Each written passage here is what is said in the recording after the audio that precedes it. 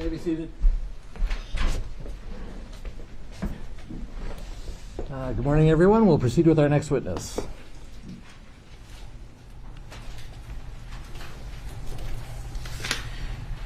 Good morning, Your Honor. Thank you. Before I call the state's next witness, I'd like to offer two exhibits into the record that were published yesterday, Exhibits 75 and 267. Those are received. Thank you, Your Honor. The state calls John Edwards.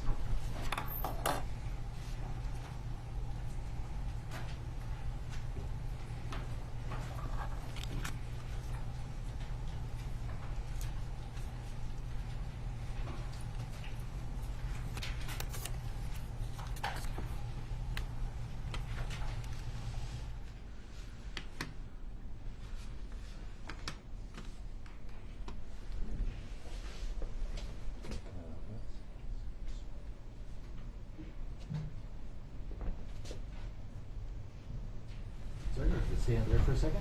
Raise your right hand.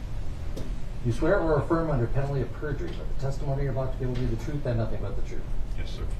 Have a seat.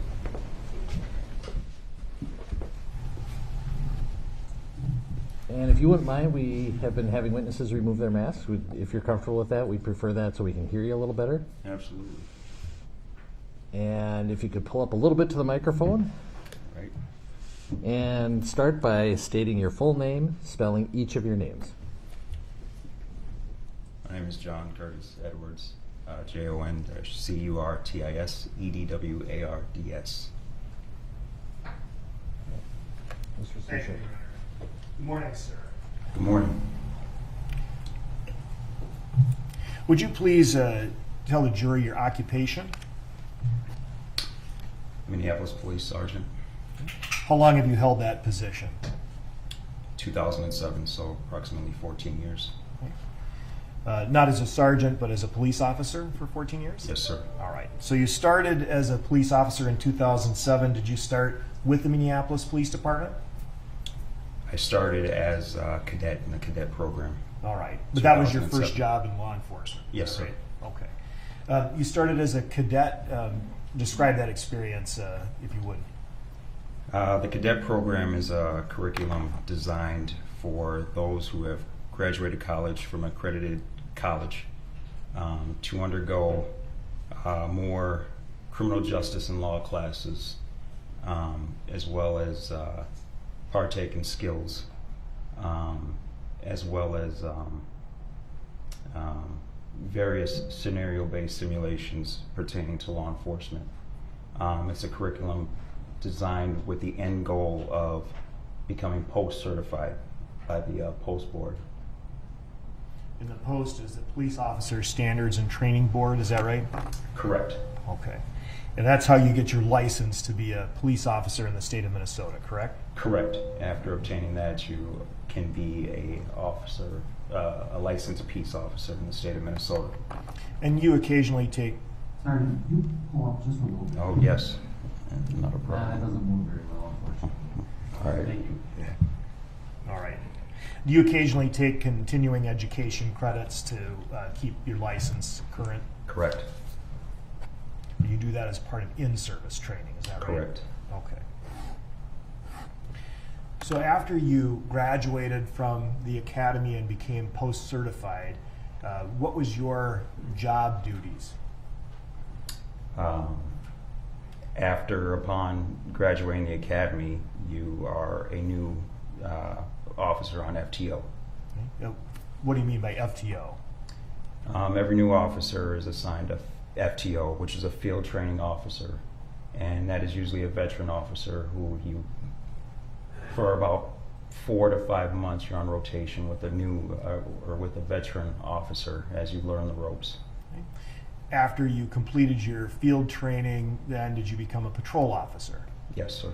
And can you please share with the jury the different places within Minneapolis that you were assigned as a patrol officer? So I finished my FTO rotation in the 3rd Precinct, South Minneapolis. From there, I went and was assigned to the 5th Precinct, and that is also South Minneapolis, located off of 31st and Nicollet, where I was a patrol 911 responder, and I primarily worked the night shifts. I worked middle watch shift and our dog watch shift. Our dog watch shift just pretty much means overnights. We started at the nighttime and the shift ends when the sun comes up. So my journey started on the night shifts in the 5th Precinct. Now, through the course of your MPD career, you've been assigned to different units or teams, is that right? Yes, sir. One of those was a community response team, is that right? Yes. I did approximately maybe a year and a half in our CERT team, community response team. That is a unit that's not bound by 911 patrol. That is a unit that's primarily focused on crime patterns that are happening within that precinct. So we did a lot of burglary suppression, robbery suppression, prostitution, things of that nature that were highly focused on specific crimes in that precinct. You've also been assigned to the community engagement unit, is that right? Yes, sir. And could you describe what that unit is? Let me take some water for this. So I was in the community engagement unit for approximately 2 years. Now that unit was a unit that derived from former President Obama's 21st Century Policing Initiative, which pretty much means more community-oriented policing. And that unit that I was a part of was primarily focused on the specific needs of the community. So I worked directly with members of the community, things of like neighborhood watch organizations, a lot of meetings, but it was specific to specific needs of the community, and we weren't 911 patrol. Okay. And after you finished that assignment, you mentioned that your current rank is that of sergeant, is that right? Yes, sir. Okay. On leave right now. And you had to take a test to be a sergeant and then get selected, correct? Yes, sir. And so now you're a patrol sergeant. Where are you currently assigned? I'm on leave right now. Prior to that, immediately prior to starting your leave, what precinct I was were you assigned to the 3rd Precinct dog watch shift, the overnight shift. Now, when you're working as a shift sergeant, do you typically wear a uniform, Yes, sir. outfitted with a body-worn camera? Yes, sir. Do you have a partner? No. I'm one of 3 sergeants that are on that shift, though, but no partner. Are you assigned a car? Yes, sir. When you ride, then you ride solo? Yes, sir.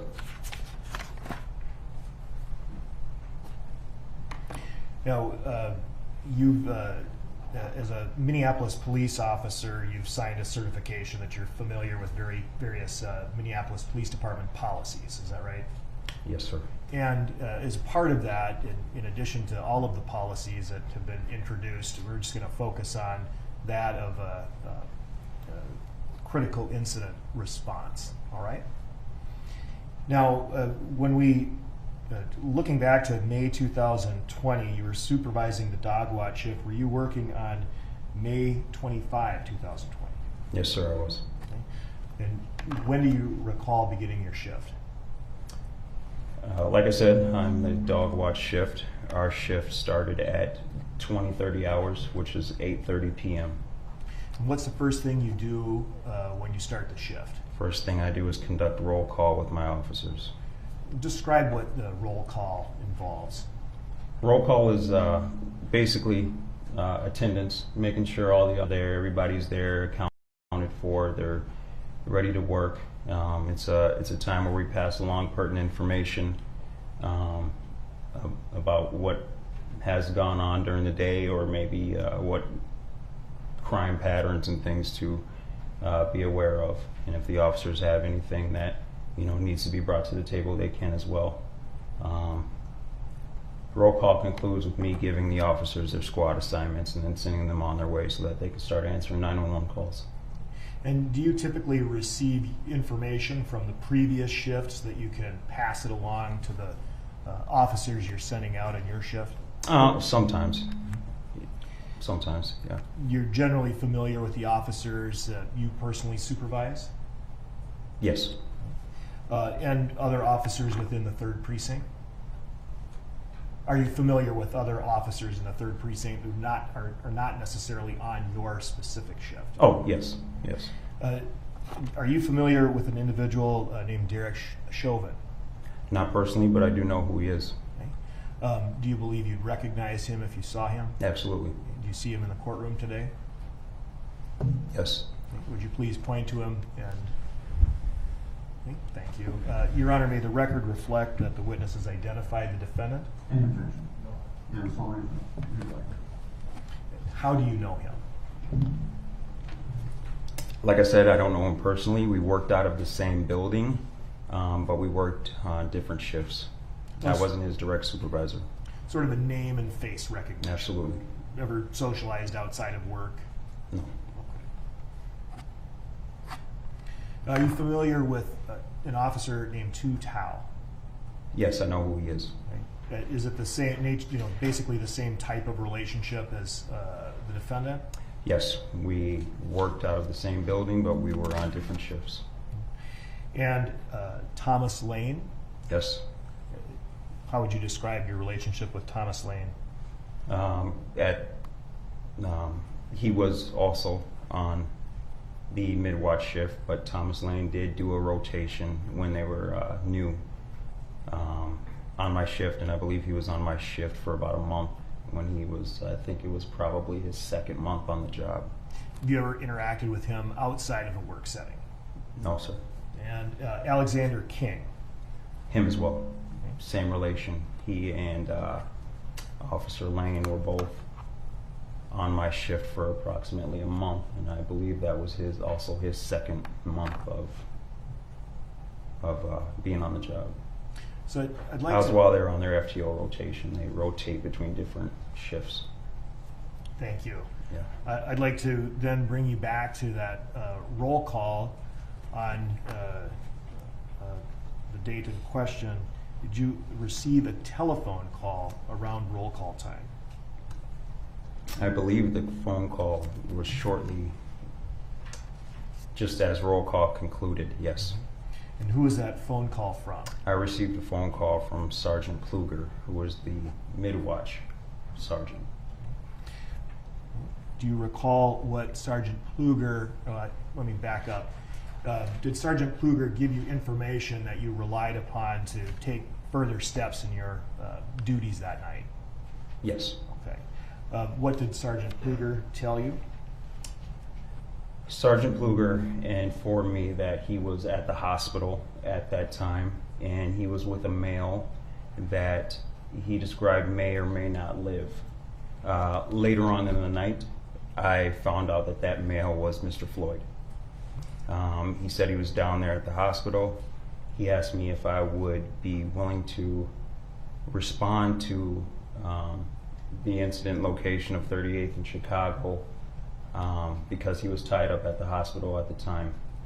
He asked me if I would respond down there just to make sure, just in case we had to secure that area and make contact with any of his officers that were there on scene still, because this had the potential to be a possible critical incident.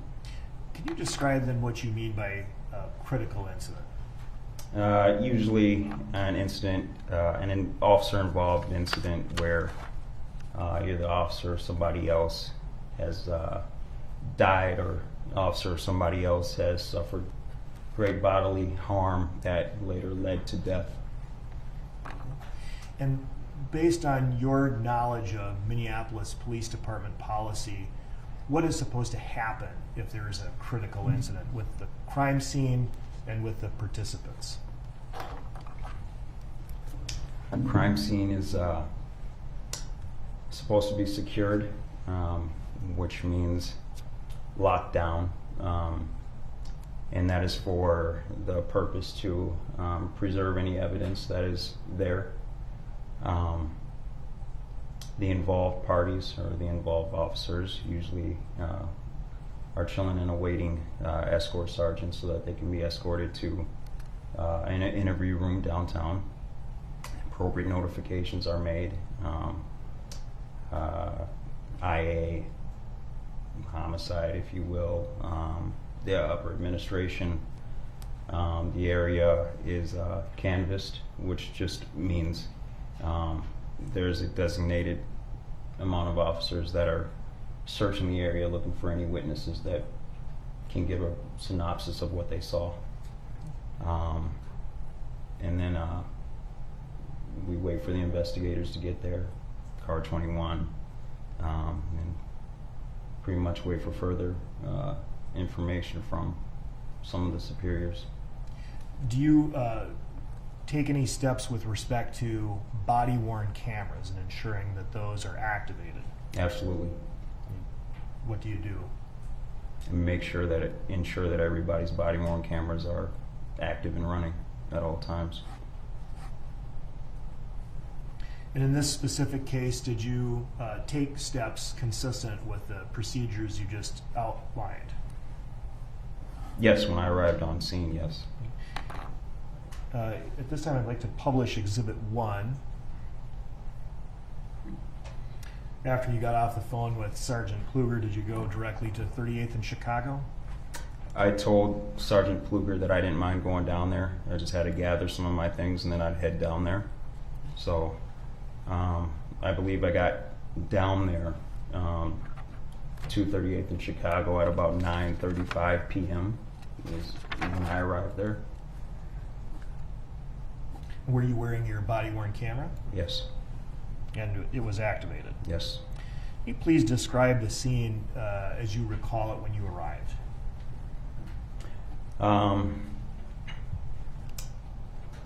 38th in Chicago, so it's kind of a high-profile area. 38th Street and Chicago Avenue are both major thoroughfares in South Minneapolis. When I arrived, the only people that were there were Officers King and Lane, it seemed. There wasn't very many other people around when I arrived there. Now, you indicated that your body-worn camera was activated, and prior to testifying today, you've had an opportunity to review various still photographs taken from the footage of your body-worn camera. Is that right? Yes. And at this time, Your Honor, I'm going to offer Exhibits 81 through 95, which are images taken from Sergeant Edwards' body-worn camera. Any objection? 81 through 95 inclusive are received.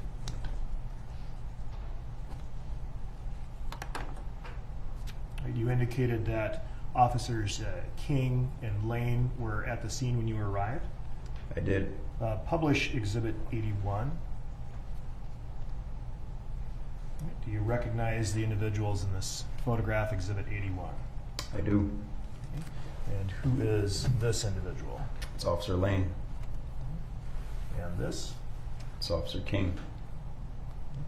Can you tell the jury what, if any, interaction you had with Officers Lane and King when you arrived? When I arrived there, I was met by Officer King first. First thing I did was I told him, hey, if your body-worn camera is not on, turn it on now. He did. Officer Lane came out of the car several seconds afterwards, told the same thing to him, and he activated his body-worn camera. All right, so Lane was initially sitting in the car. Yes, sir. Do you know what car? His squad car, the one that's pictured right there. Is that 320? Sure. Is that a squad car assigned to that sector within the 3rd Precinct? Yeah, that's a middle watch squad.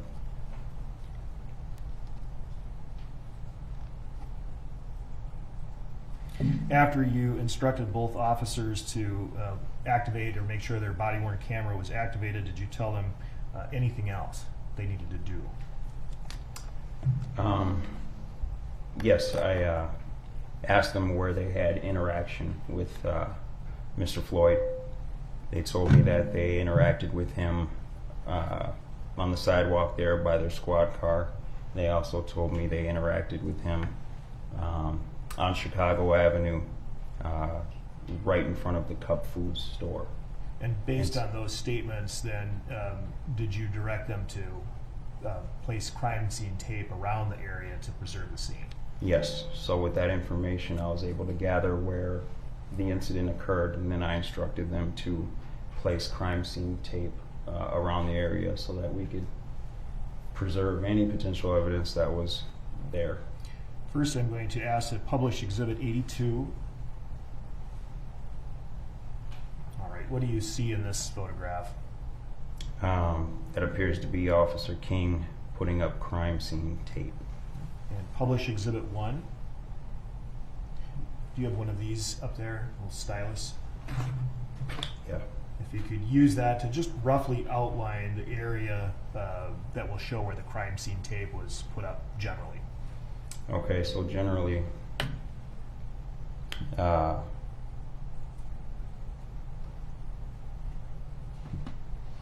their squad was right here at the time.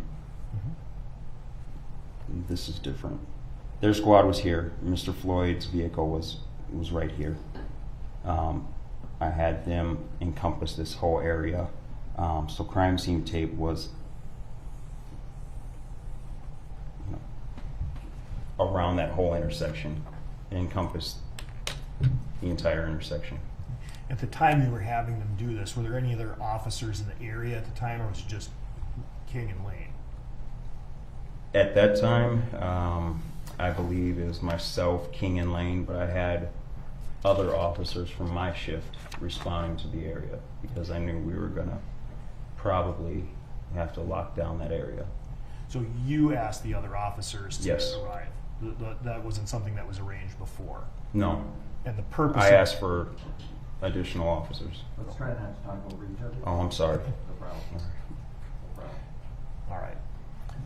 And that was for the specific purpose of keeping the area secure? Yes, sir. Okay. If you would clear that, Your Honor.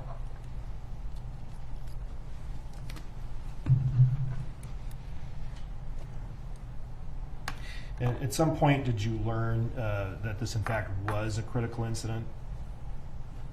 Later on in the night, yes. But you were taking steps to secure the scene as if it were going to be a critical incident before that? Yes, sir. So, at this point, did you really know anything about what had happened that caused you to be called out there specifically? No, I didn't know specifics. No, at that point, I had very little specifics. For I example, was waiting for more phone calls from Sergeant Kluger for more direction of what was going on. For example, you didn't know the defendant was involved at that point, is that right? Correct.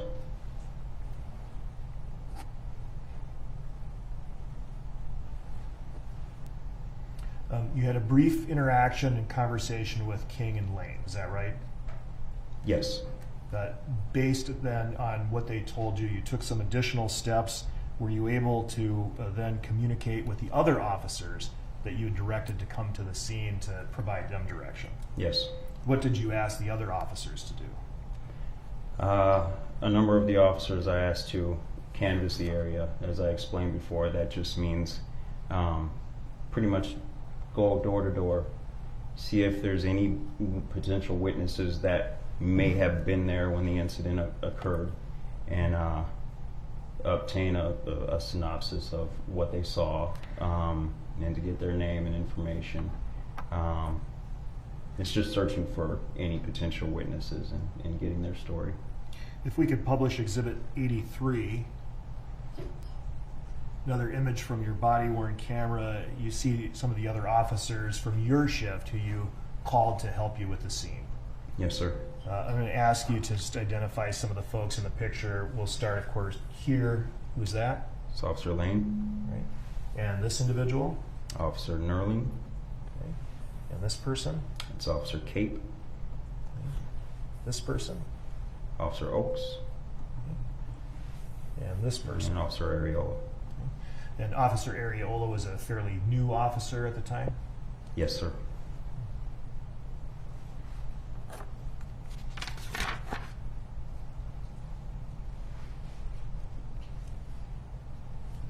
Now, would you please tell the jury just sort of the scope of the security you provided to this scene at that time during these it was the early morning hours now of May 26th, is that right?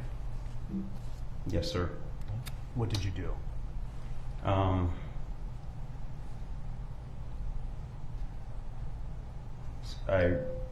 Shortly thereafter here, I received a call from Kluger telling me that escort officers or escort sergeants would be coming down, and that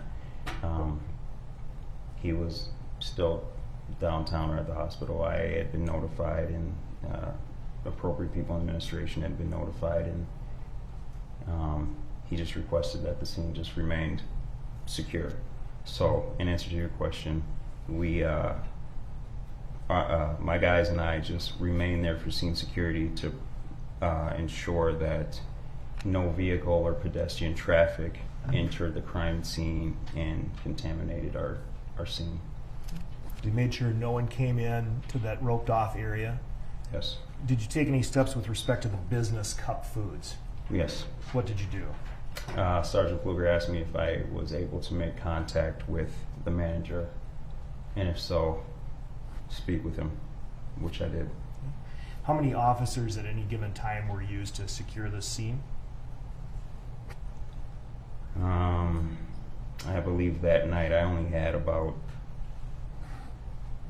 maybe 8 to 10 officers on. And I didn't have every single one of my officers on this scene. So there were still a lot of 911 calls that needed to be attended to. In addition to then securing the perimeter of the scene, did you secure any vehicles within the scene? Yes, sir. And what vehicles did you secure?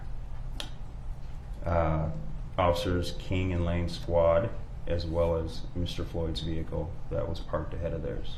And could you describe that vehicle, please? I honestly don't remember what kind of vehicle Mr. Floyd was driving. Okay. It was a dark colored vehicle, though, if I remember correctly.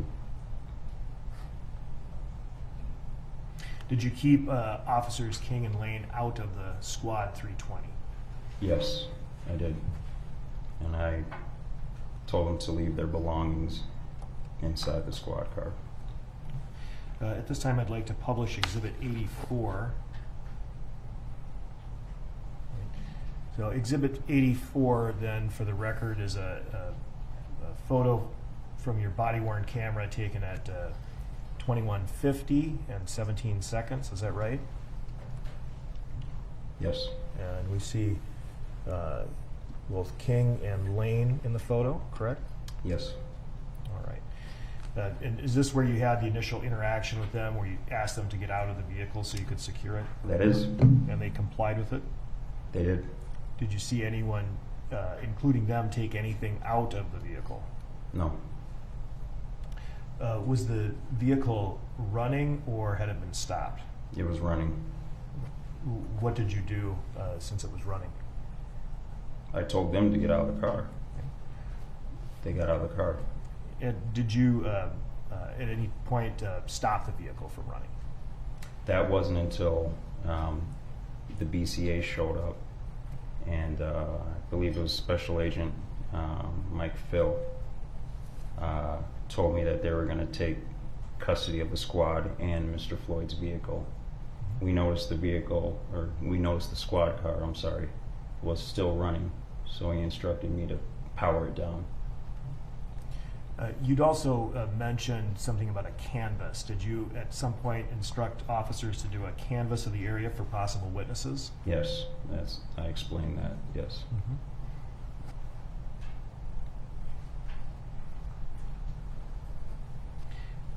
And what, since you didn't know much about what had happened, what were you asking the officers to look for? Anybody that may have been in the area at the time that the incident occurred. We knew that the incident occurred before we got to work, so I guess we were just trying to get lucky. Maybe there was somebody still there that was willing to talk to us, or yeah. Who did you send out to do the canvass? Was it several officers? Did that include Areola and Nerling? Yes, it did. They locate any witnesses who are willing to speak with you? What was that? Did they locate any witnesses who are willing to speak with you? Who are willing to speak with me? Yes. No. Did you at any point interact with an elderly or an older gentleman, I won't say elderly, older gentleman at the scene? Yes. Did he identify himself to you, first or last name? He identified himself to me as Charles. He refused to give me his name, his full name. Published Exhibit 87. This is another body-worn camera image, not from your body-worn camera, but it shows, who is this? That's me. Okay. And is this Charles? Yes, sir. And this point captures the conversation that you had with him at 22:05 and about 43 seconds. Is that right? Yes, sir. He did not provide any information to you. No, he did not. I explained to him that he'd be very valuable to us if he had something to say or if he saw something, but he told me he refused to say anything and wondered if he was under arrest, and I told him no, and he told me he wanted to leave. And of course, you didn't know whether or not he had spoken with anybody already about this incident. Correct. That was the first time I'd seen him.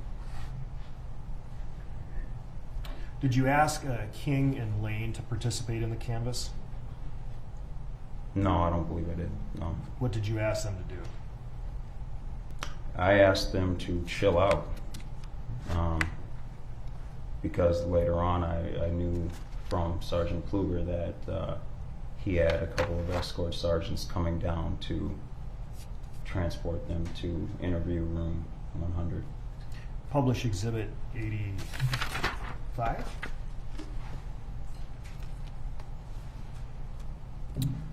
All right, looking at Exhibit 85 from your body-worn camera at 21:51:25, you see officers Lane and King.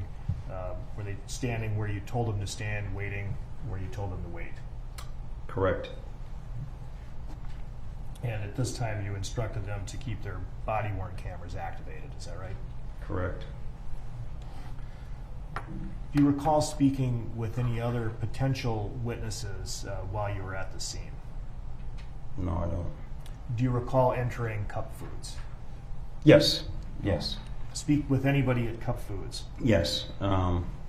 Like I said before, Sergeant Kluger asked me to see if I could make contact with the manager there at Cup Foods, and I did, and I spoke with him. Publish Exhibit 86. All right, this is an image from your body-worn camera at 21:54 and 32 seconds. Who is that individual? I do not remember his name, but he is the manager there at Cup Foods. And did you learn whether or not he was a witness to the interaction between the police and George Floyd? He said he didn't witness anything. I had a brief conversation with him. When you arrived, you testified that you had taken control of the scene, right? As the sergeant, you were the ranking officer there. Yes, sir. At some point, did another ranking officer arrive at the scene? Yes. Lieutenant Zimmerman from Homicide arrived at the scene shortly after, as well as Sergeant Dale. Publish Exhibit 88. All right. I know that that's a little hard to see, but can you identify the people in this photo? That's myself, and that's Lieutenant Zimmerman. When did he arrive approximately? If you could take the cutout out. When did he arrive approximately? Yes. I couldn't tell you the time he arrived. I can tell you the timestamp that I'm seeing right there. Yep. 22:06. All right. So that would be 10:06 p.m. So even if not exact arrival time, this is pretty close in time to Lieutenant Zimmerman's first arrival? Yes. when Lieutenant Zimmerman arrived, what happened with the scene? He came and just ensured that we had the scene secure. He came and ensured that we had officers that were canvassing the area for any potential witnesses that were still there.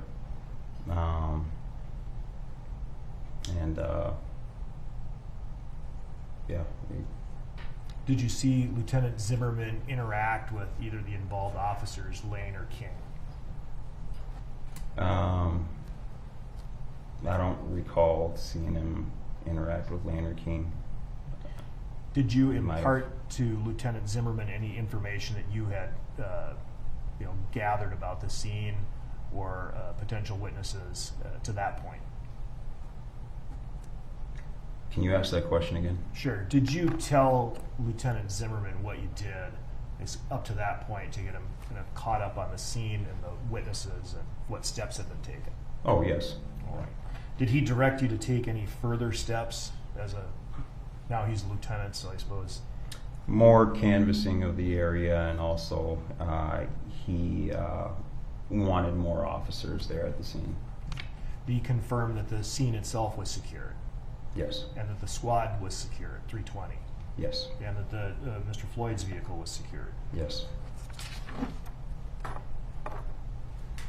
So there was another officer there, a Sergeant Bob Dale. What is Bob Dale assigned to?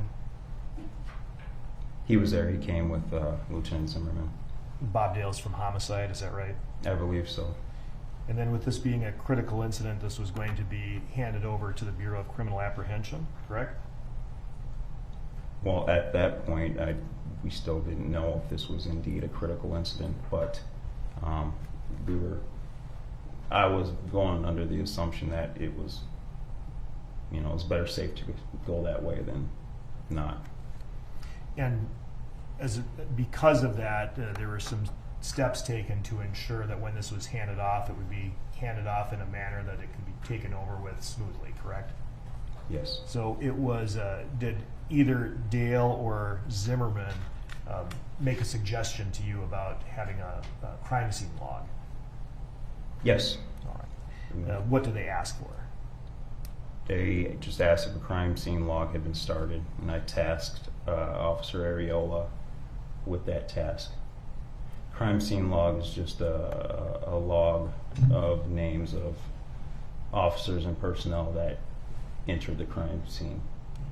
And did you see Officer Areola start compiling a crime scene log? Yes. Published Exhibit 89. Right, you can see this Officer Areola here, Yes. and he appears to be holding something. Is that right? Yes. Is that the crime scene log? I believe so.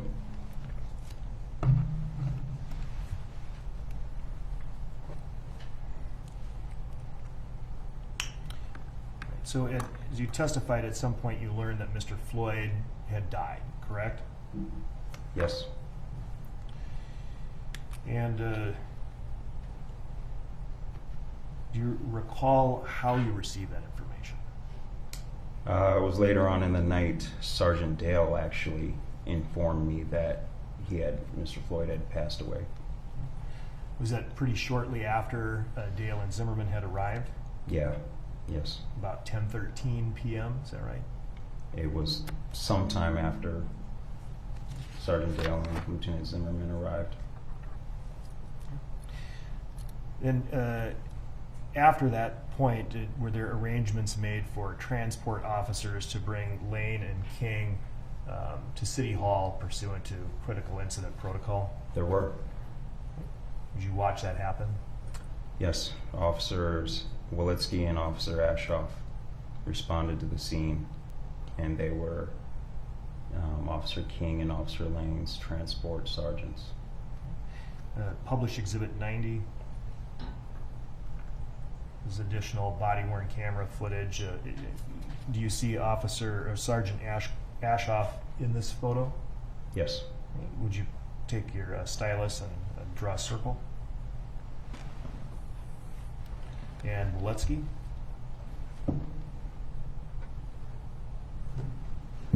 I don't see Waletsky in this photo. Was this so according to the timestamp, 22/18/14, is that right? Correct. Okay. And that was around the time that the transport officers arrived, and I'm assuming the transport would have happened fairly shortly after that. Correct. And they transported Lane and King to, what is it, room 100 within City Hall? Room 100. And was it about, shortly after that, about 15 minutes or so later, that the BCA took over the scene? Yes, I was notified by Lieutenant Zimmerman that the BCA is on their way and they'll be taking over the scene. So we were requested, me and my guys were requested to just stay put for scene security. Do you recall when the BCA arrived? I don't remember what time they arrived, no. Show you Exhibit 91. Do you remember the name of the agent who was involved? Yes, I believe his name was Special Agent Michael Phil. Can you tell the jury what you see here in Exhibit 91? Who are those people? That appears to be Special Agent Michael Phil standing alongside Lieutenant Zimmerman. Okay. Right here. Yes, And that's at 2300. Is that right? correct. That's the approximate time then that the BCA took over the scene. Approximately. You saw Special Agent Phil have a conversation with Lieutenant Zimmerman. After that conversation took place, did you have a conversation with Lieutenant Zimmerman? I believe I had a conversation with both of them afterwards. Okay. Brief interaction. When did Lieutenant Zimmerman remain at the scene after the BCA took over, or did he leave? Well, he came up to me and just told me pretty much that it's in the BCA's hands now, and they'll be here, and just to ensure that myself and my officers remain on scene for scene security until the BCA tells us they're done with their job and that we can take down the crime scene tape and leave. Publish Exhibit 92. And is this Special Agent Phil? Yes, that is. During the period of time you were speaking with him and getting instruction on what to do with the scene? Yes. Did he ask you to do anything with Squad 320? Yes. What did he he ask told you? me that they were taking custody of both the squad and Mr. Floyd's vehicle, and we noticed that the squad was still running. He asked me to open it up and power it down, which I did. Did you remove anything from the vehicle? No, sir.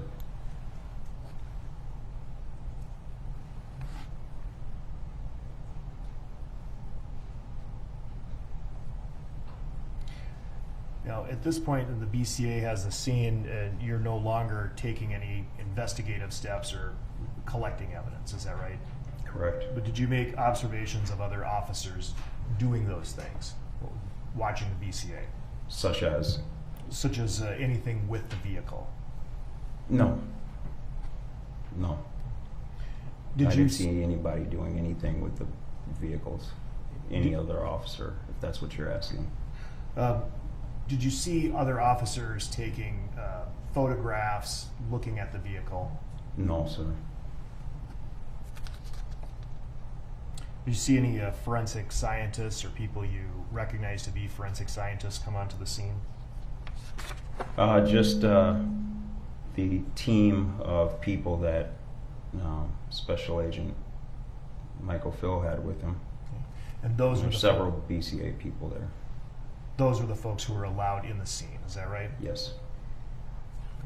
At some point, did you watch Mr. Floyd's vehicle be actually towed away by the BCA? Yes. Ultimately, Special Agent here had both the squad car as well as Mr. Floyd's vehicle towed from the scene. And you watched them do that? Yes, I was still on scene then. Publish Exhibit 94. Right, is this an image of the BCA towing away Squad 320? Yes. And they'd already towed the SUV at this point, is that right? I believe so. Can you tell the jury then what you did with the scene after the vehicles were towed away? After the BCA had the vehicles towed away, it wasn't very long after that Special Agent Michael Phil told me that they were all finished now and we could take down the crime scene tape and leave. Did you do so? Yes, sir. Publish Exhibit 95. This is at 3:34 and 54 seconds. What does this image show? That's at 3:34 a.m. and that's me. Those are my hands helping take down the crime scene tape. And so at this point, then the crime scene was clear, no longer needed to be secured, and you would be able to exit the area. Is that right? Correct. All right. Thank you very much. I have no further questions, Your Honor. You may.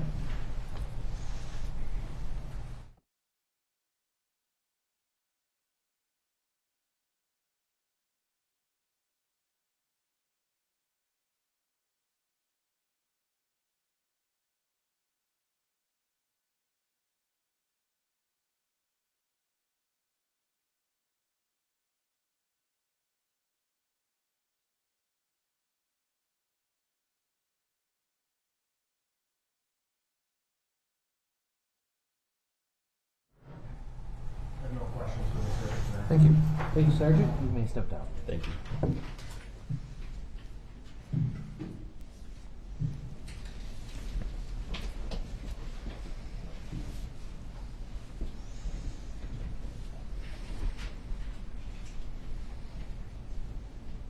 right. And next witness.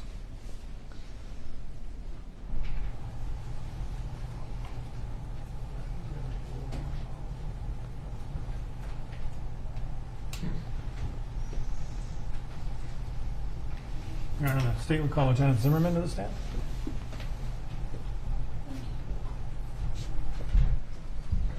You swear or affirm under penalty of perjury that the testimony you're about to give will be the truth and nothing but the truth? I do. Thank you. Okay. Lieutenant, if you could give us your full name, spelling each of your names to start off with. I'm sorry. Your full name, spelling each of your names. Okay. And also, if you could remove your mask. Okay, thank you. It's Richard Zimmerman, R-I-C-H-A-R-D, and then Zimmerman, Z-I-M-M-E-R-M-A-N. Mr. Friend. Thank you. Can you please tell the jurors what you do for a living? I'm a police officer with Minneapolis Police Department. How long have you been a police officer? Since June 3rd of 1981. And all that with Minneapolis? No, the first 4 years, from 81 to 85, I worked for the Fillmore County Sheriff's Department in southeast Minnesota. What did you do there? I was a patrol deputy responding to 911 calls. And so then it was, 1985 that you started with Minneapolis? Yes, I had the weekend off and started in Minneapolis in June 5th of 1985. And are you a licensed peace officer in the state of Minnesota? Yes, I am. When did you first obtain your license? I'm sorry? When did you first obtain your license? June 3rd of 1981. And as a police officer, having that license, are you required to do certain things to maintain that license? Yes. What kinds of things do you have to do? We have to do continuing ed, like any other professional license. And we have to do 40 hours of different education professional education in a certain time period. I'm not sure if it's 1 or 2 years. And if you don't, somebody's going to let you know, right? Yes, they will. And so, since 1981, have you done all that's been required to maintain your license? Yes, I have. When you started with the Minneapolis Police Department in 1985, what was your job? What were your duties? I was a patrolman. I worked the North Side Precinct. It's called Precinct 4. And I worked the 3rd Precinct. It's called Precinct 3, of course. And then my permanent assignment was the 5th Precinct, which is like Franklin, Nicollet, Hennepin Avenue, Lake Street. So when you're working as a patrol officer, what kind of things do you do? Yeah, well, we respond to 911 calls. We, deter crime, or try to deter crime, I should say. Yeah, that's kind of what we do. Traffic control, that kind of thing. You're out on the streets every day, Yes. or at least every day you work, right? Yes. And so then, did your job duties change eventually? Yes, in 1990, crack became really prevalent in the late 80s, and so I joined the crack team in the 5th Precinct, where there were 4 officers and a sergeant, and we would do search warrants, looking for drugs, that kind of thing. And so what year was that? I'm sorry. Pardon me? What year was that? 1990 to 1993. And what did you do then in 1993? I took the sergeant's exam and passed it, and was assigned to the adult sex crimes unit. And so what does it mean to be promoted to sergeant? Well, you take a series of tests, and once you're promoted, you express your interest as patrol or investigations. And so I talked to the lieutenant in charge of the sex crimes unit and expressed my interest. So you mentioned having to take an exam, Yes. just like sitting down and, like we do in school, taking an exam. Yeah, it was a written exam, and once you pass that phase, then you would take an oral exam, and then you were given your scores. And so you became a sergeant. Did some supervisory responsibilities come with that? Yes. Can you just describe for the jurors, like what kinds of responsibilities a sergeant takes on? Yeah, well, as a investigative sergeant, you're assigned a case to follow up with the victims, and you do search warrants. And when you're doing search warrants, you have officers that assist you. So you'll assign them duties that, such as, assisting with the search warrant. And also have responsibilities to make sure the officers underneath you are properly trained? Yes, absolutely. Yeah. And, when I would do search warrants, I would explain to the officers that we don't want anyone to get hurt, either the officers or the subjects. And so, just continuing with your history, then you went into the sex crimes unit as a sergeant, and subsequent to that, did your responsibilities change? Yes. Can you tell the jurors about that? Yeah, in 1995, the homicide unit was expanding because of the amount of murders that were occurring in Minneapolis in 1995. So they brought in myself and one other guy from the robbery unit, and we were assigned partners in the homicide unit. And which unit do you currently work in? 1995. No, which unit do you currently work in? Oh, yes, I'm sorry. The homicide unit. So from 1995 to today, you've been in the homicide unit? Yes. And did you, at some time during that period, receive another promotion? Yes. Tell the jurors about that, please. Yeah, in 2007, I took a lieutenant's exam, or 2006. I took the lieutenant's exam, and that's a series of, again, written tests and oral. If you pass that phase, then you go on to the oral interview phase, and you're notified of your results. And so you were promoted to lieutenant? Yes, I was. So how did that change your responsibilities and your job duties? Well, usually when you're promoted, you're assigned to a different unit than you worked. But they asked me to stay in the homicide unit because of my experience. And so I took over the job in 2008, November of 2008. And the duties are, I get called for every death, suspicious death, deaths where, it's clearly a homicide, deaths where officers have any question about how a person may have died. I go out to the scenes. And do you also supervise other officers? Yes, I do. Just describe for the jury, your responsibilities in supervising other officers. Yes, we have, right now we have 12 detectives in homicide that make up 6 teams. They work with a partner in homicide, and they're on a rotation basis for being on call. They're on call Monday through Monday, and when a team is on call, I'll go out to a scene, assess, what the death may be involved, and I'll call the on-call team to come in and start working the case. So you still respond to scenes? Yes.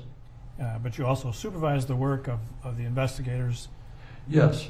I every morning when I come in, I'll pull up, it's called pulling up the cases, and we pull up every death report in Minneapolis, and I'll look through each report, and I'll assign a case that I might have some questions about, and I'll talk to the detectives, explain why I think this needs to be looked into, and that's Monday through Friday kind of thing. And so are you their direct supervisor then? Yes. So you started with Minneapolis Police Department in 1985. Yes. Do you know where you are in terms of seniority in the Minneapolis Police Department? Yes. Where is that? I'm the #1 officer in seniority. I hate to say that, but I am. Understood. Were you called out to a scene on May 25th of 2020? Yes. And do you recall, why you were called to that scene? Yeah, homicide responds, or I respond initially to critical incidents. And a critical incident can be anything from a death to a serious injury of either officers or the public. And so I was called in on this one. So were you technically on duty at that time? I was at home, and I was notified by my commander of this incident that happened at 38th in Chicago. And so then did you respond to that scene? Yes. And do you recall about what time it was that you arrived at the scene? It was a little bit after 9 p.m. And the location of 38th in Chicago, were you familiar with that location at that time? Yes. Fair to say no stranger to calls of violent incidents at that intersection? Yes, absolutely. And when you arrived, can you just describe for the jury what you first saw when you arrived at that location? I arrived on 38th Street, and I parked on the southwest corner on 38th Street. I I saw yellow tape up, we call it, it's crime scene tape, around the intersection. I saw Sergeant Edwards, who I know from work, on his cell phone. And I saw two officers, and he was like in the middle of the scene, kind of. And then I saw two officers standing on the southwest or the southeast corner of the intersection. And did you then approach those two officers? Yes, Sergeant Edwards appeared to be busy on the phone, so I just walked up to the two officers. And I'm going to show you, well, we had an opportunity before court to show you a piece of body cam footage, shows you approaching the scene, correct? Yes. And that appeared to be a true and accurate representation of your approach to those two officers. Yes, it is. And that reflects the time as well. Yes. Your Honor, I would offer Exhibit 96. Any objection?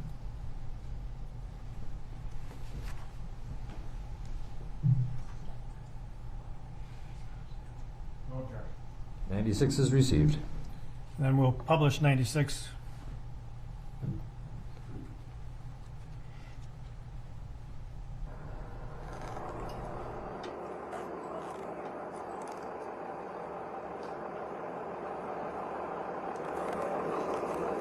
I'm going to pause here just for a moment if I could. This is the intersection of 38th and Chicago, Yes. and it looks like the time reflected here is 21:56. Yes. So for those of us who have difficulty with that kind of math even, what is the real time that we would call? Yeah. It's 4 minutes to 10. Okay. So it was a little closer to 10 when you arrived? Yes. And there is an individual, I know it's dark and it's kind of hard to see, but do you know who the individual is in the crosswalk there? I don't know. Okay. And all right, let's continue.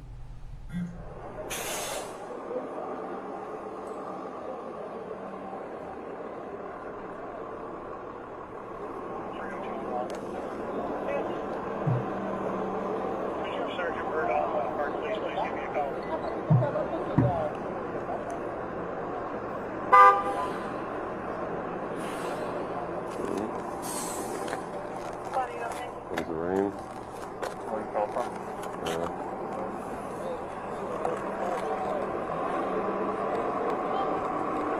I want to stop right here if you could, please. And just for the record, at 21:56:53, you see across the intersection there appears to be a person walking towards us. Yes. And do you know who that is? That would be me. All right. And we'll continue, please.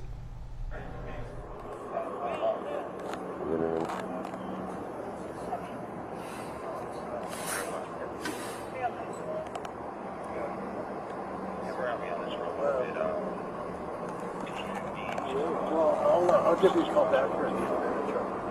Okay, yep. How you doing, Lieutenant? What's going on? All right, you can take that down. So it appears that you came to the scene in street clothes, right? Yes. All right. And that's the moment where you walked up and talked to the two officers? Yes, I did. Did you recognize those two officers? Yeah. No, I didn't. And you appeared to be on the phone. Do you recall who you were talking to? I don't know if it was my commander or a deputy chief. I'm not sure. Okay. So then when you arrived there, those two officers looked like you had just asked them a question. Did they give you some information about the incident? Yes. And based on that information, what did you conclude about their role in the incident? There's a thing that we call involved officers and non-involved officers. And based on what they had told me, I determined they were involved officers. And why would it be important to distinguish between involved and non-involved officers? Well, if you're an involved officer, you need to be brought down to room 100 at City Hall, and you need to be brought down by a supervisor in separate cars. And that's just according to policy? Yes. And so after having that conversation with them, what did you do next? I I talked to the sergeant, I believe Sergeant Edwards, and told him that we needed some more people out here. He told me another sergeant was on his way, and I told him that we needed to get these two guys downtown. And which sergeant, you remember, I'm sorry, which sergeant that was? I'm sorry? Which sergeant that was you talked to? I don't remember. Okay. Was it Sergeant Edwards? I believe that's who I first talked to. Okay. And so showing you Exhibit 90, if we could please. And this is a photograph for the record of 2218. This is you speaking on the phone at that time, correct? Yes. All right. And so here you're still dealing with things at the scene, is that right? Yes. All right. And so we can take that down, I guess, thanks. The sergeant that you talked to, what kinds of things did you ask that sergeant to take care of? I asked the patrol sergeant to arrange to have the two involved officers brought down to room 100, and that we needed some more officers at the scene. And why did you think you need more officers at the scene? To search for any possible witnesses or video. And so then after having that conversation, what did you do next? I had called in two of the sergeants from homicide, the on-call team, to assist me. And as you were doing that, did you undertake any other actions to try and identify things that might be helpful for the investigation? Yes. Like what? If you stand in the center of the intersection and you'd look for, first of all, you look for video cameras that may be hanging from different buildings, or in this case, milestone cameras. What is a milestone camera? It's a city camera that's set up in different areas of the city, and they can be monitored to help us deter crime or to help if a crime occurs. And being familiar with that location, did you believe there was a milestone camera at that intersection? I knew there was, yes. Okay. I'm going to show you Exhibit 1. You recognize what's in that photograph? Yes. And what is that? That's the intersection of 38th and Chicago. Do you know, can you show the jurors, if you want, you can write on the screen, there should be a little stylus there in front of you, where that camera is located? I believe it was right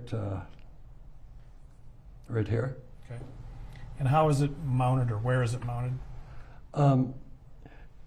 You know, I'm not sure if it's on a light pole or under a light pole, but it's mounted up high. Some kind of pole there. Right. Okay. In fact, sometimes we call them pole cameras for Yeah. the obvious reason. Yes. The older guys do that. Older guys and me, is what you mean.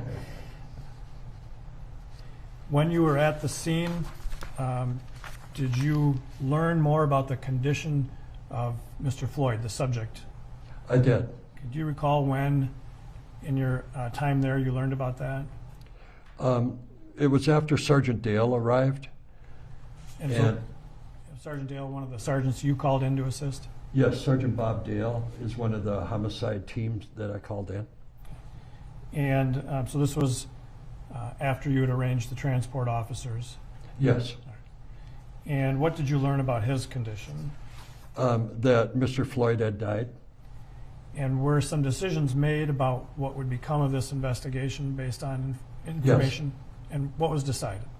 That the BCA would be in charge of the investigation, the State Bureau of Criminal Apprehension. And when that decision is made, what's the role of Minneapolis police at that scene? Well, First, it's to support the BCA investigative team with whatever they might need that night. And also it's to secure any witnesses that we may find to see if they would be willing to talk to the BCA. Also, it's when you're at a scene, trying to locate any video cameras again and filling in the BCA agents that arrive. And in fact, at some point, did BCA agents arrive? Yes. And when they arrive, just describe a little bit for the jury what the process is and upon their arrival. Yeah, the BCA agent generally or specifically in this case? Just generally. Yeah. When the BCA arrives, they'll come up to you for a briefing, and you tell them what you have at the scene, what you've learned, and where people are at. You know, like in this case, the officers were brought to room 100, that kind of thing. And then you tell them, or you ask them what help they might need. And then specifically, did something like that happen here in this case? Yes. All right. And I'm going to show you Exhibit 91 on the screen, please. And do you recognize what's depicted in this photograph? Yes. And again, this is the intersection of 38th and Chicago? Yeah, that would be me in the center of the shot, talking with a BCA agent. And this is starting that process of turning the scene over to them? Right, yeah. So the time here shows 2300, about 11 p.m.? Yes. And so then, did you in fact turn this scene over to the BCA? Yes, I did. And that shortly thereafter concluded your involvement with the scene? Yes.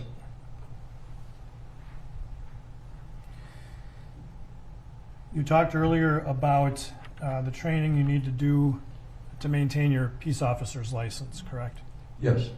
And as a Minneapolis police officer, you know, where do you get that training from? Well, we'll get it from our training unit. We'll also get it from outside sources, you know, different schools that are being put on, some that are specific to homicide, some that are, you know, a one-day course, some may be a 2-week course, that kind of thing. Does that training include instruction on the use of force? Yes. And how often do you get instruction on the use of force? Once a year. And how many officers have to go through that use of force training every year? Every officer on the police department. That includes the guy who's number one in seniority? It includes me, yes, absolutely. And when you, well, let me ask it this way. Are there also Minneapolis Police Department policies about the use of force? Yes, there is. And are you required to be familiar with those policies? Yes, you are. And when you do that use of force training, does it cover the policies as well? Yes. Do you also do some physical activity, taking people down and rolling around? Yes, we have a mat that we use at our SOC center, and it's like a huge wrestling mat. And are you familiar with the use of force continuum? Yes. Is that part of the Minneapolis Police Department use of force policy? Yes, it is. Can you just describe in general what that means to the jurors? Yeah, so basically the use of force continuum is guidelines, or it's policy actually, that we have to follow. And it's when, for instance, when you arrive at a scene, no matter what the scene, the first level, the lowest level, would be just your presence at a scene in uniform.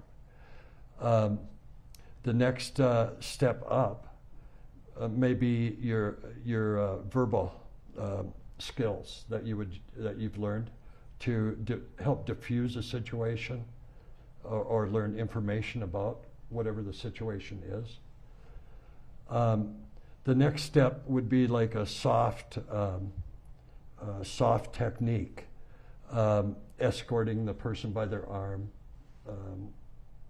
that type of thing. The next level would be a hard technique. That's where you would use your, you maybe have to use your mace or handcuffs, that kind of thing. And finally, the top level on the continuum is deadly force. And so those levels change, how, under what, or for what reasons might that change? Yeah, well, if you're, say you arrive at a scene and somebody's pointing a gun at you or shooting at you, of course you go to the top level, and that's how they may change. So it's relative to the threat. Right, yes. And are there different kinds of force that officers can use? Yes. And have you ever, in all the years you've been working for the Minneapolis Police Department, been trained to kneel on the neck of someone who is handcuffed behind their back in a prone position? No, I haven't. Is that, if that were done, would that be considered force? Absolutely. What level of force might that be? That would be the top tier, the deadly force. Why? Because of the fact that if your knee is on a person's neck, that can kill him. And in your training with the Minneapolis Police Department, over the years, have you received training on restraining people? Yes. Including the use of handcuffs? Yes. And when you are handcuffing somebody, when you handcuff them, what is your responsibility as an officer with regard to that person? Well, could I give you an example? Okay. Well, let me ask you this again. If you, as an officer, according to the training, you handcuff somebody behind the back, what's your responsibility with regard to that person from that moment on? That person is yours. He's your responsibility. His safety is your responsibility. His well-being and is your responsibility. Once you handcuff somebody, does that affect the amount of force that you should consider using? Absolutely. How so? Once a person is cuffed, the threat level goes down all the way, to they're cuffed. How can they really hurt you, Well, certainly there could be circumstances when a cuffed person could still be combative. Oh, absolutely, yeah. But you getting injured is way down. What do you mean by that? Well, if you're, you could have some guy try to kick you or something, but you can move out of the way. That person is handcuffed, and they, the threat level is just not there. So by handcuffing somebody, you've taken away some of their ability to harm you. Absolutely. And if somebody who is handcuffed becomes less combative, does that change the amount of force that an officer is to use under policy? Yes. How so? Well, if they become less combative, you may just have them sit down on a curb, or the idea is to calm the person down, and if they are not a threat to you at that point, you try to, you know, to help them so that they're not as upset as they may have been in the beginning. In your 30 years of training with the Minneapolis Police Department, in your experience, have you been trained on the prone position? Yes. And what has your training been specific to the prone position? Well, once you secure or handcuff a person, you need to get them out of the prone position as soon as possible because it restricts their breathing. When you handcuff somebody behind their back, well, as part of training, have you been handcuffed behind the back? Yes. And have you been trained on what happens to individuals when they're handcuffed behind the back? Yes.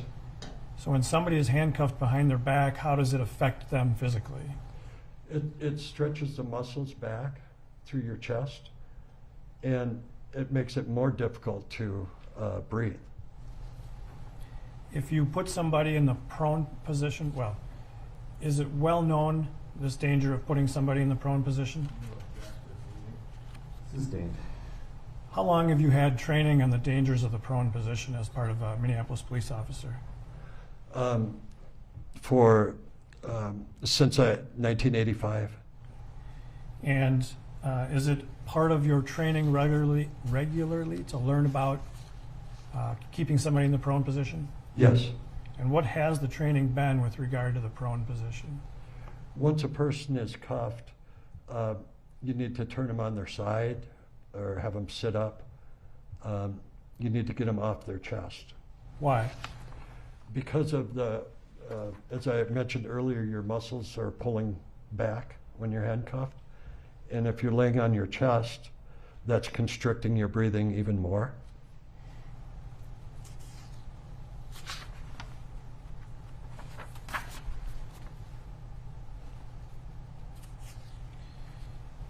In your training as a Minneapolis police officer, are you provided with training on medical intervention?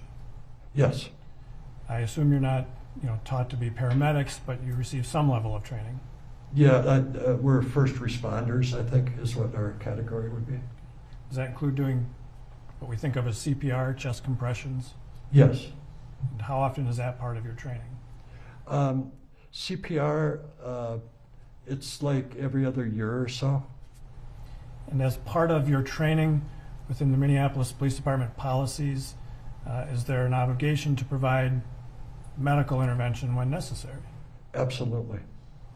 What is the general teaching that you get with regard to medical intervention? Well, again, it's been that you need to provide medical care for the person that is in distress. And would that be true even if you've called an ambulance to come to the scene? Yeah, absolutely. The ambulance will get there in whatever amount of time, and in that time period, you need to provide medical assistance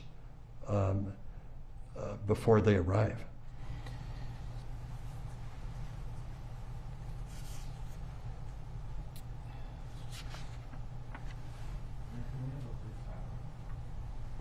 Why don't we take our mid-morning break?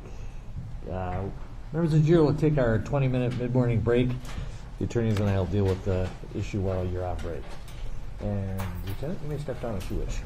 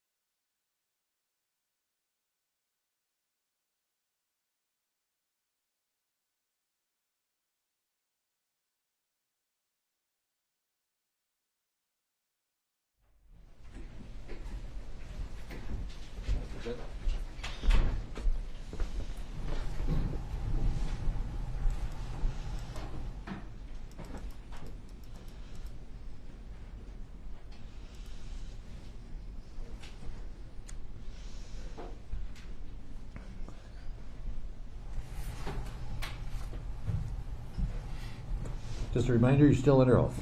Yes, sir. Thank you, Your Honor.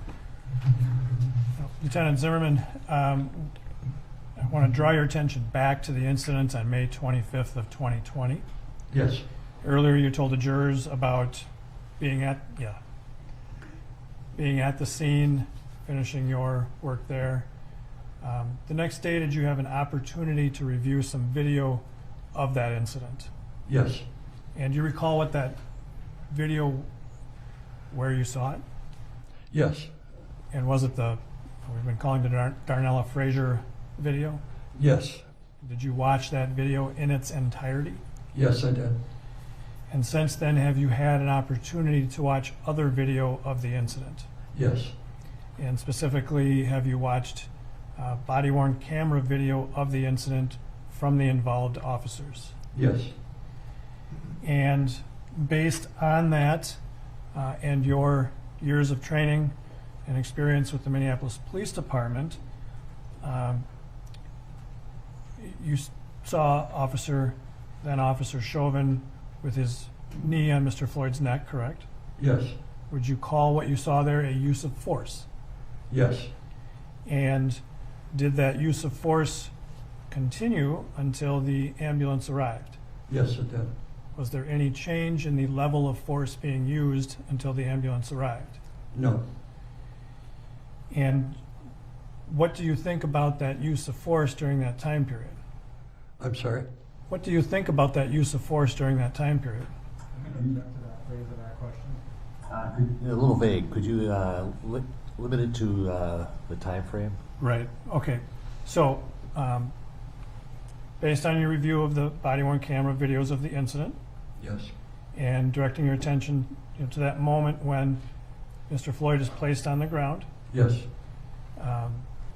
what is your view of that use of force during that time period? Totally unnecessary. What do you mean? Well, first of all, pulling him down to the ground, face down, and putting your knee on a neck for that amount of time is just uncalled for. I saw no reason why the officers felt they were in danger, if that's what they felt. And that's what they would have to feel to be able to use that kind of force. So, in your opinion, should that restraint have stopped once he was handcuffed and prone on the ground? Absolutely. And I should add to that question then also that it appeared he had stopped resisting. I'm sorry? And it appeared that he had stopped putting up any resistance. Absolutely, I would stop. I have nothing further, Your Honor. Mr. Nelson.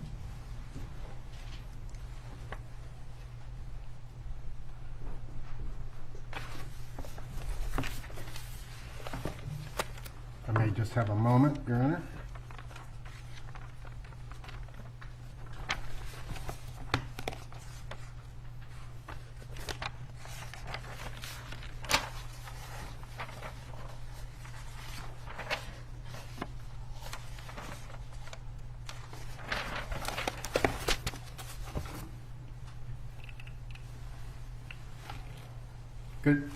Good morning, Lieutenant Zimmerman. Good morning. Thank you for being here today. You're welcome. So you testified that you have been a Minneapolis police officer since June 5th, 1985, correct? 1985, yes. And prior to that, you were with another agency? Yes. And when you initially came on to the Minneapolis Police Department, you were a patrol officer, correct? Yes. And you were a patrol officer from 1985 to approximately 1993 when you took the sergeant's exam and were promoted. Yes. And so it's fair to say that since 1993, so 27, 28 years, you've not been on patrol in the city of Minneapolis. Correct.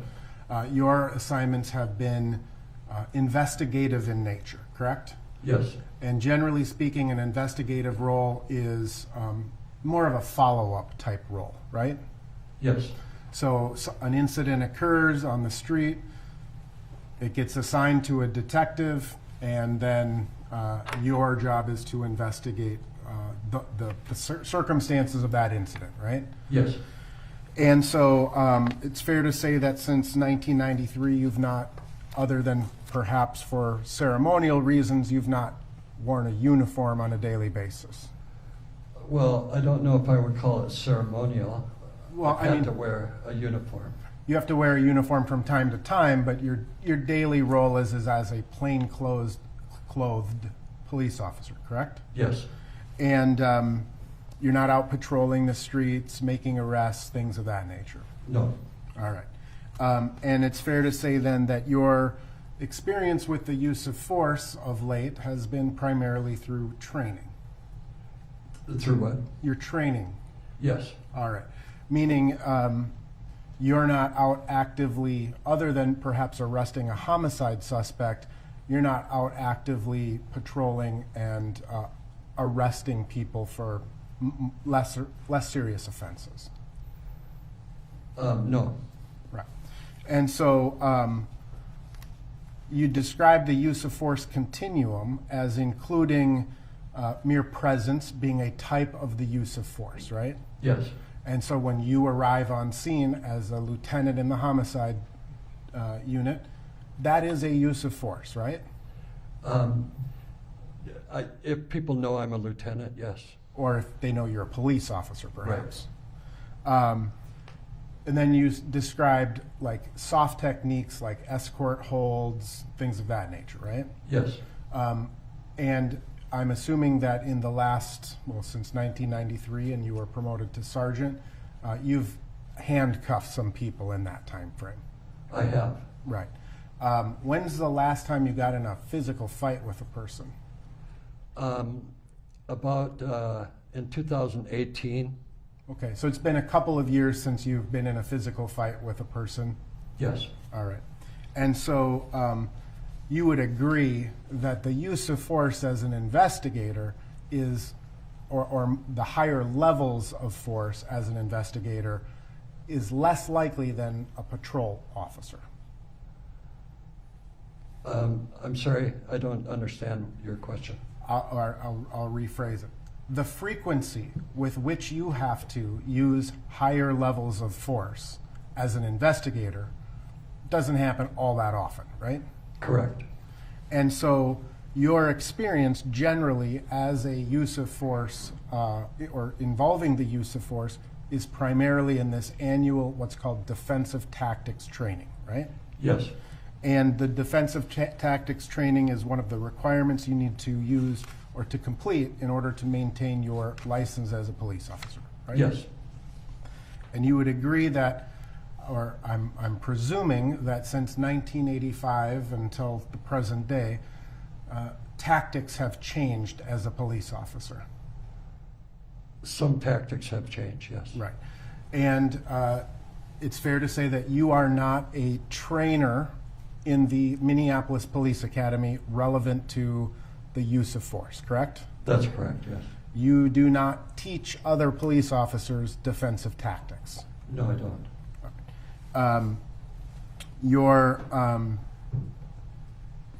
You would agree, however, that roughly 10 years ago, the Minneapolis Police Department kind of moved away from trying to hit people to control them and started using body weight to try to control people.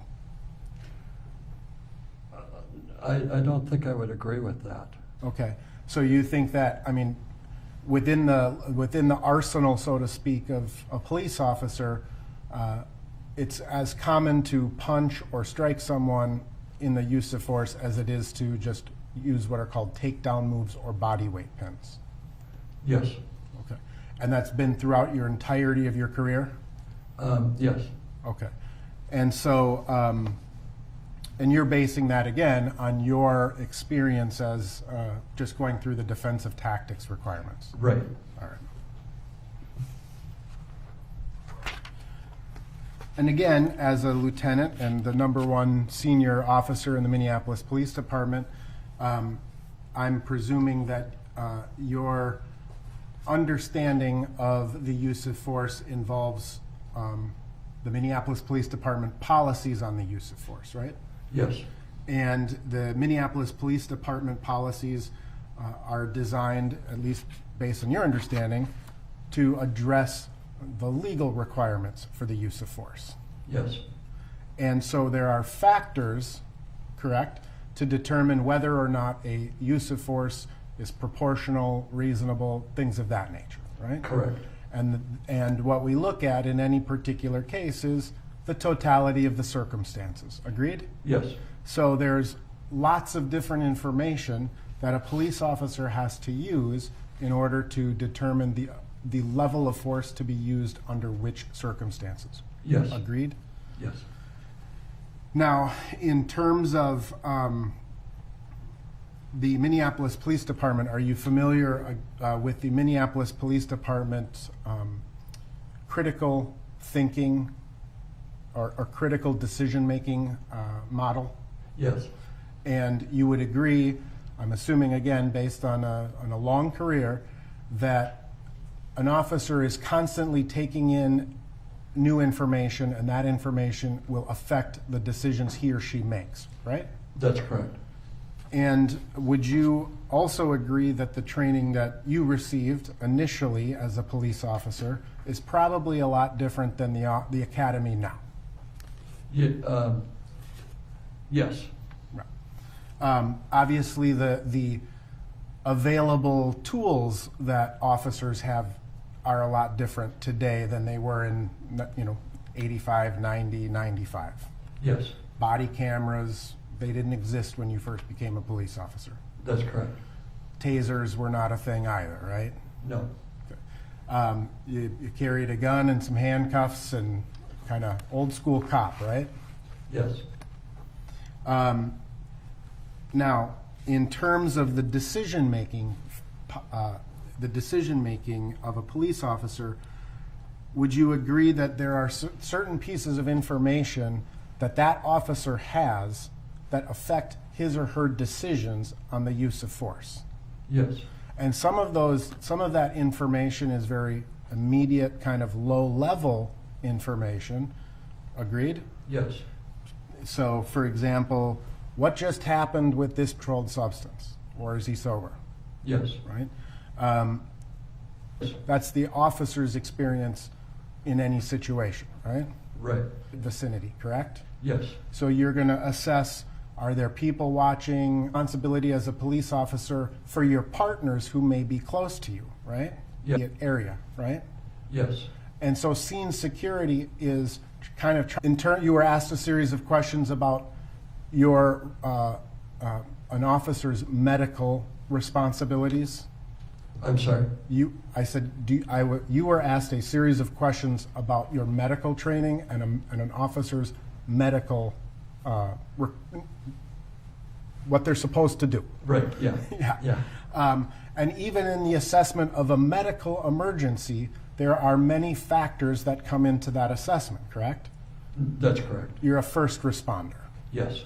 Basically, you're taught how to apply tourniquets, patches for gunshots, stop bleeding, basic CPR, and resuscitative efforts, right? That's correct. A police officer's job primarily is to keep the scene safe. Agreed? I'm sorry? A police officer's responsibility is to keep the scene secure and safe. A higher level of medical intervention if the circumstances dictate, correct? To take what steps they're able to reasonably in the moment, right? Yes. And that would include potentially calling EMS. That's correct. But then, so you've got all of these immediate factors, right, that come into play. But then you can kind of widen that lens a little bit, and there are some other factors that come into play in terms of the use of force, again, based on your training and experience. Yes. Such as, what do we know about the location generally, right? Yes. Is this a field in the middle of the woods, or is this a higher crime area, right? Yes. An officer is evaluating that as a process, as a part of the process involving the use of force. Agreed? Yes. You look at other things such as tactical advantages or disadvantages. Agreed? Yes. So if you are not able to get what's called concealment or cover, that becomes a question, right? In what? Well, in a use of force, you're examining the surrounding area, right? To see if something happens, can I conceal and cover, right? Yes. You also, in addition to the scene security, you need to deal with securing the scene, which is different than scene security. Agreed? Yes. Scene security is maintaining the safety of everyone around, including yourself and your partners, right? Yes. Securing the scene is making sure that the scene itself is preserved and kept tight, right? Correct. Yes. And in fact, a police officer's responsibility and part of the use of force determination is to prevent or avoid the use of force against other people. Agreed? Yes, absolutely. So if you have to use force against one person to avoid using force against others, that's a factor that an officer should consider. Agreed? I don't know if I would agree with that. Okay. Again, within the training department, those people who are, it's their jobs to do that. They may be better to answer those questions? Yes. All right. And then even from there, you can widen the lens even further, and an officer will look at his training, right? Yes. What he is trained to do or not to do, right? Yes. He will look and take into experience, or he or she will take into account his or her own experience from their past career. Agreed? Yes. So things like fighting with someone, and what's the probability or possibility that that person is going to continue fighting with you in the future, right? Even after you have them subdued. I don't know. I don't think I can agree to that totally, but Okay. I understand what you're saying. There are circumstances where after a person is rendered unconscious, and then you perform, you revive that person, that they are more combative than they were initially. Agreed? Oh, yes. Mm-hmm. Yep. And again, in terms of your own past experience, an officer's own past experiences, they're taking that into consideration as well. Sure. Now, you testified that you were never, you have never been trained as a Minneapolis police officer to use a knee on the neck of a suspect. That's correct. You would agree, however, that in a fight for your life, generally speaking, in a fight for your life, you as an officer are allowed to use whatever force is reasonable and necessary, correct? Yes.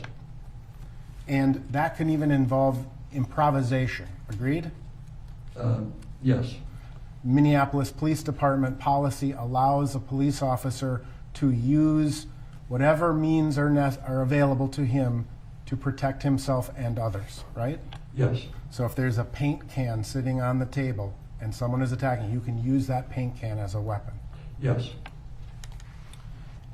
And in fact, you have been trained in the prone handcuffing techniques, correct? Yes. And it's your testimony that Minneapolis Police Department has never ever trained anyone to put their knee across the shoulder and to the base of the neck? I didn't say that. Okay.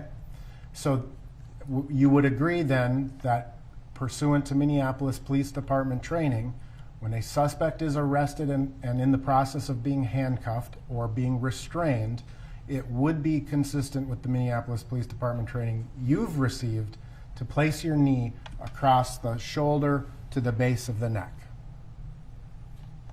I don't know if I've, part of your question was handcuffing, and we've certainly been trained to put the knee on the shoulder, but I don't know about just restraining a person. I don't recall being trained in that, but. Okay. Again, possible based on the circumstances. Sure. Right? And when an officer is restraining a person and has called for EMS, Have you heard the term that we're holding this person for EMS? Yes. Okay. And essentially that means you want to keep them in that position until EMS arrives because they're more capable to deal with whatever this situation is. Agreed? No, I don't think I would agree with that. Okay. How would you describe the term hold for EMS? Hold for EMS is that you are holding him for EMS or her. And sometimes people are held for EMS in a restrained position. Agreed?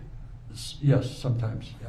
Now, you also testified that once a person is handcuffed, the threat, I think you said, is gone. It's at the lowest threat level, right? Yes, that's correct. Now, that obviously, a person who's handcuffed can still pose a threat, right? I suppose they could, yeah. So an officer who is even though he has someone handcuffed, that person could continue to kick the officer. Yeah, I suppose, yeah. That person could continue to thrash his body around. Agreed? Sure. And part of the reason police officers restrain people is for that person's own safety. Agreed? Absolutely, yeah. Now, it also presumes that the handcuffs were placed on correctly, right? Yes. Sometimes in a struggle or an attempt to handcuff someone, handcuffs aren't placed on properly and they can pop open or be too big for a suspect, right? Yeah, I don't know if I've ever seen them too big, you know, for a suspect. Sometimes they're too tight. Okay. But if sometimes in the process of handcuffing someone, one handcuff goes on, thereby giving the suspect a potential weapon if he were to break free, right? Yes. Or she, for that matter. yes, And officers have been attacked with their own handcuffs, in your experience, right? oh yeah, yes, So you would agree that the use of force is a dynamic series of decision making based on a lot of different information. absolutely. And it's based upon a lot of information that is not necessarily captured on a body camera. Agreed? Yes, that's correct. The body camera is only so effective to show what the body camera sees and not what the officer sees. That's correct.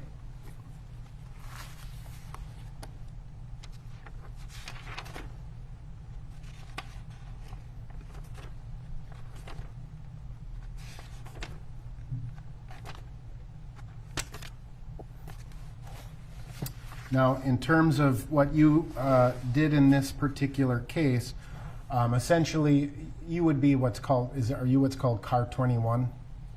Is that the homicide unit? And I may No, it's not. Car 9? I don't know. No. You're just homicide. There's some car associated with homicide, right? Yeah, yeah. What car is that? We would be car, well, it would be like car 112 or 108 or 110, Okay. that kind of thing. All right. So you got called, or you were made aware of this incident back on May 25th of 2020. You understood it to be a critical incident, correct? Yes, And it is Minneapolis Police Department policy to turn over the investigation of any critical incident, or the majority of critical incidents, we should say, to the Bureau of Criminal Apprehension, right? yes, And that is to avoid any potential conflicts between the involved officers, right? yes, that's right. And so your role, you heard this call came out and you kind of self-assigned to show up here? Yes, And you did that because you wanted to make sure the scene was secure, right? yes, To make sure that the officers who had responded to the scene were doing the things that they should be doing in connection with a critical incident, that's correct. such as roping off or tying off the tape, or taping off the scene, I should say, right? Putting up crime scene tape? Yes. Yes, Not permitting citizens to come wandering through the scene, right? yeah, yeah, canvassing the area, I think you said. And ultimately, your role in this particular case was limited to a couple of hours of time, making sure those things were done, and until BCA agents arrive and you handed off the scene, right? Yes, that's correct. All right.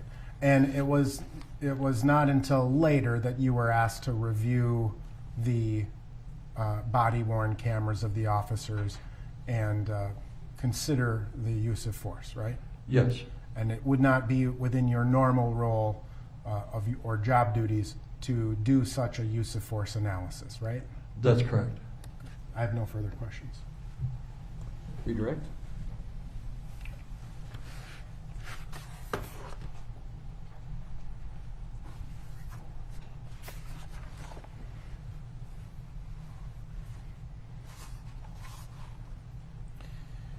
Lieutenant Zimmerman, you had the opportunity to review the body-worn cameras from Yes, officers involved. yes, Did that also capture the bystanders on the sidewalk during the incident? yes. Was there something about that group of bystanders that in your assessment was sort of, an uncontrollable threat to the officers at the scene? No, Would there be a way, or, well, I mean, I ask it this way. Would there be other ways for officers to deal with bystanders? yes, And could that include calling for backup? yes, Would the presence of multiple officers at a scene be a relevant fact for an officer to consider when using an amount of force on a handcuffed and restrained subject? no, it shouldn't be. Well, but if there's some concern about the crowd, would it be relevant that there were other officers already at the scene? Oh, I see.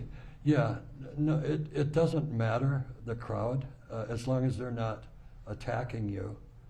The crowd really doesn't, shouldn't have an effect on your actions.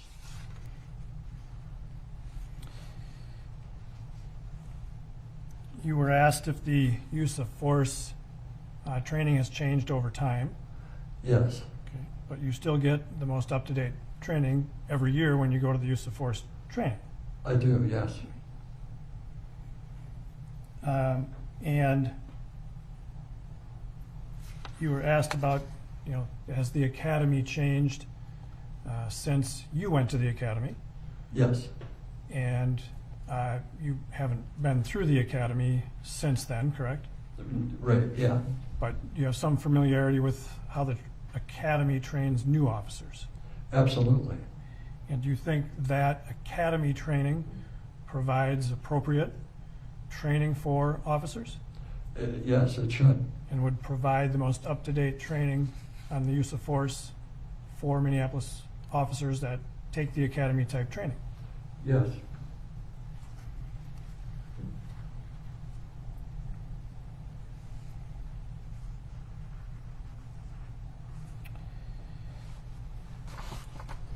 You were asked if, you were a trainer, and you are not a use of force trainer. that's correct. You are a student in Yes. use of force. And, but it's your testimony that based on all the training you go through every year, it's well known that the prone position is dangerous. Absolutely, yes. Doesn't take a trainer to be able to say that, you've learned it. Yes, And that's been something that's been trained repeatedly? absolutely. That hasn't changed.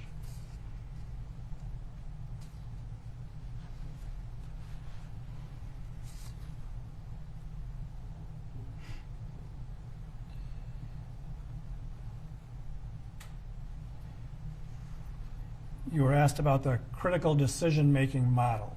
Yes, Familiar with that from your training? yes, And part of that is continually reassessing the need for force. correct. It's a fair statement? Yes, And so that would include reassessing the location, yes, the tactical advantage, yes, conceal and cover, Yes. scene security, Yes. security and scene, Yes. or security of the scene, Yes. medical distress of the person restrained, Yes.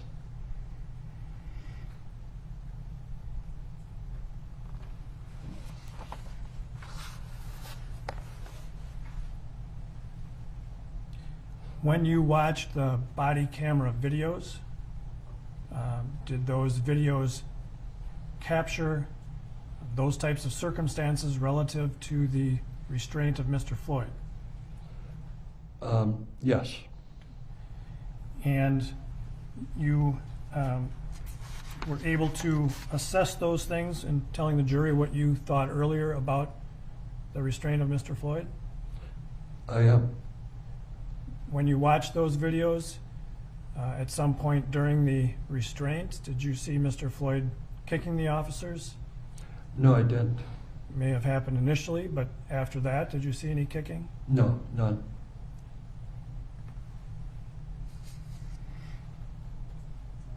Defense counsel asked you about the concept of holding for EMS.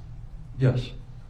So sometimes it's necessary to keep the person there so they can receive medical treatment. That's correct. Does holding for EMS excuse an officer from providing medical attention that they've been trained to provide? No, it doesn't.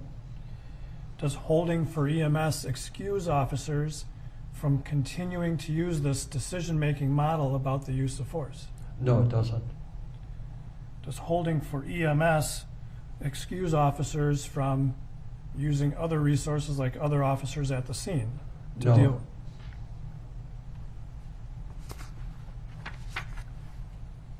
You were asked about handcuffs. If handcuffs are not properly locked, can they tighten? Yes. Can they loosen?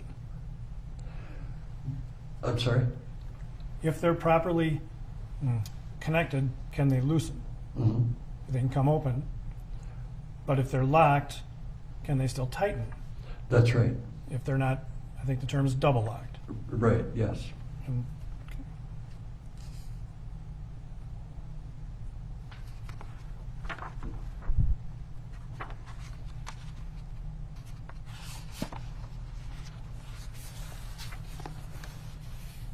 based on your review of the body cams, did you see any need for Officer Chauvin to improvise by putting his knee on Mr. Floyd for 9 minutes and 29 seconds? No, I did not. I have nothing further, Your Honor. Any requests? No, All right. Thank you, Lieutenant. You may step down. Thank you. Counsel sidebar?